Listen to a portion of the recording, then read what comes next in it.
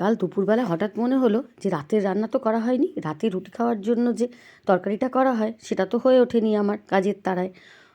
তখন ভাবলাম যে না, আমি তো এখন তো আমার এনার্জি আছে, কিন্তু এই এনার্জি তো আমার চলে যাবে কম্বলের তলায় যেই সন্ধে গড়াবে।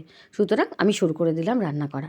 তো আমি তখন ওলকপি আর ফুলকপি যথারীতি কাটা ছিল, ওইগুলোকে আমি সেদ্ধ করে নিলাম। পেঁয়াজ টমেটো এটাকে পেস্ট বানিয়ে নিলাম। রসুন আদা অবশ্য দিইনি, আমার তখন ইচ্ছে করছিল না, কারণ দেখলাম এরপরে গুঁড়ো মশলা দিলেই কাজ চলে যাবে, অন্তত রাতের খাওয়াটা তো হয়ে যাবে ভালো করে। আর হাঁসের ডিম যখন আছে তখন তো চিন্তাই নেই। তো কী করলাম, ওলকপি ফুলকপিটাকে সেদ্ধ করলাম ভালো করে, সেদ্ধ করে নিয়ে জলটা ফেলে দিলাম। ওলকপি আর ফুলকপি দিয়ে এরকম করে ডিমের ঝোল করে দেখবে তোমরা, ভীষণ ভালো লাগে খেতে। তো ডিমটাকে ভালো করে লাল লাল করে ভাজলাম।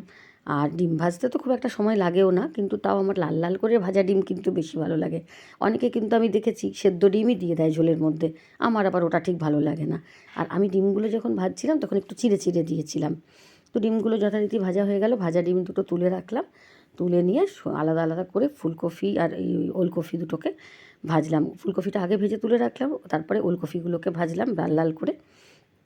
কালকে একটু অন্য দিনের থেকে তেলটা একটু বেশিই দিয়েছিলাম, কারণ আমার একটু মনে হচ্ছিলো যে এই রান্নাটা একটু বেশ কষা কষা রসা রসা করে করলে ভালো লাগবে। আর শীতের দিন তো একটু ভালোও লাগে এইসব খেতে। তারপরে আমি মশলাটাকে ভালো করে কষিয়ে নিলাম।